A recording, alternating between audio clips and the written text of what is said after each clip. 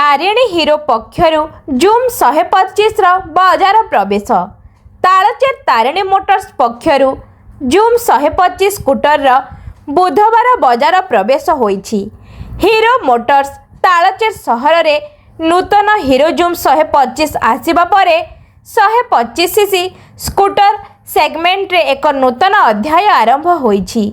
संप्रति दुईटी भारिएंट रे उपलब्ध जूम 125 VX एक शोरूम मूल्य 93,600 एवं जूम 125 JX मूल्य 99,990 टंका रहिथिबा शोरूम पक्षरु कहा जायछि। तारिणी मोटर्स मनोज कुमार साहू एही नूतन स्कूटर वैशिष्ट्य संपर्क में आलोकपात करथिले। एही स्कूटर मात्र 7.6 सेकेंड रे 0 ରୁ 60 किलोमीटर पर्यंत वेग वृद्धि करिवार क्षमता रखिछि।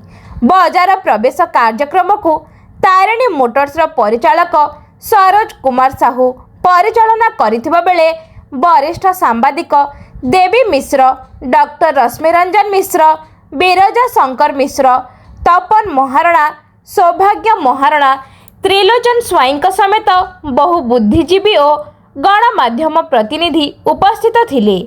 विक्रय परिचालक शबाना बेगम गाड़ीर गुणबरा संपर्क में विवरणी प्रदान करथिले। एही कार्यक्रम रे यूट्यूबर सिंपू, दिनेश माझी, प्रताप परिड़ा समेत तारिणी मोटर्स कार्यकर्ता माने उपस्थित थिले।